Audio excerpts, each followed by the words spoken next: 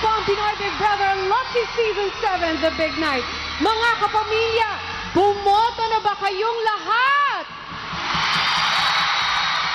Alonzo Sports Arena, bumoto na ba kayong lahat?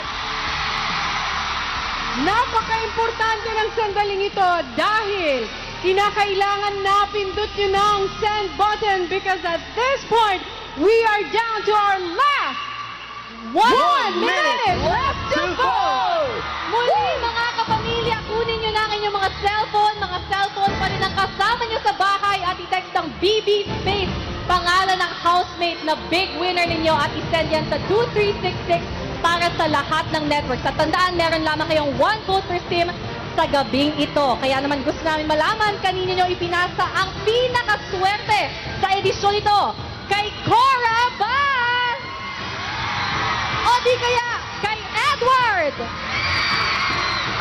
Baka naman mga kapamilya kay Kisses? Paninig nga ng mga supporters ni Maymay! O baka naman sa hashtag Makoy at Nico.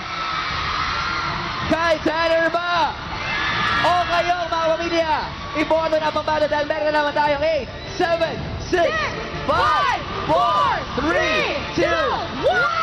And 1! That is it. Mga pamilya, voting is now officially closed.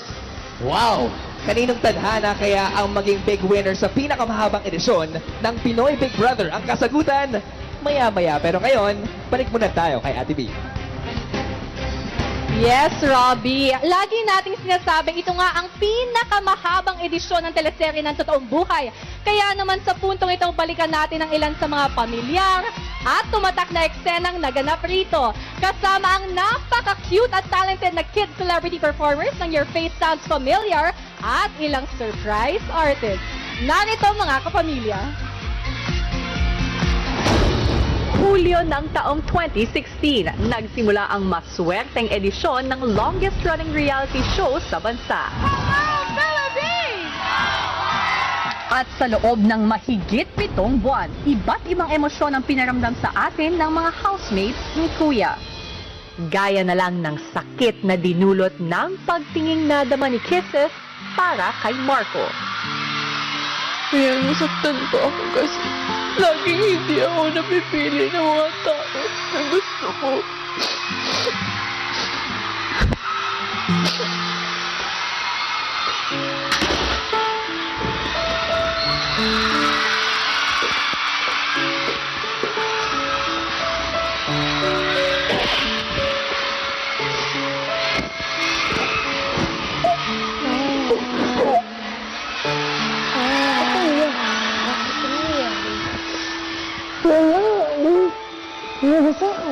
Oh my gosh! Ayoko na! Yung mga first kasi, kami yung close na close. Kaya gusto ko talaga yung ugali niya.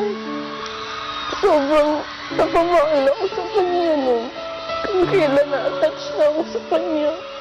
Tapos yun, laging sinabi na may gusto siya kay Barbie. Paano naman ako? Akala ko ba ako? Sakit!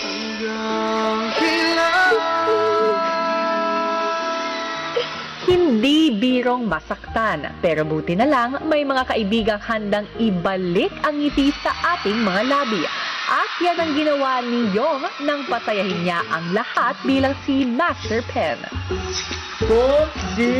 Master Pen. Ay, teka. May hilok sa lamin ko. Again. Take. Been really helpful. I hope you enjoy it.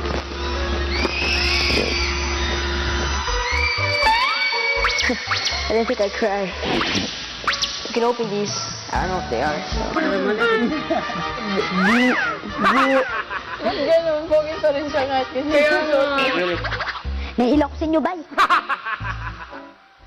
Para lubusang lumigaya, palayain mo ang sarili mo sa lahat ng sakit, gaya ng pagharap ni Elise sa dating kasintahan. Oh my God. Ba't ka nanginginig? I don't know, I'm nervous. Kinakabahan ako. Ikaw lang sasabihin ko. Why do you want to talk to me? Kasi ko lang kita ka gusto. Isang tanong sa'yo, gusto mo pa ba? Be mature! Talk about the problem, not shut up! Hindi ko na kayang tanggapin. Ano man ang ating pinagdaraanan, lagi namang nariyan ng ating pamilya upang tayo'y saklolohan. At dito mismo humugot ng katatagan si McCoy nang magdesisyon siyang piliin ang ina kaysa magpatuloy sa kanilang Dream Team Challenge. Anong iyong desisyon, Koy? Tulong ka.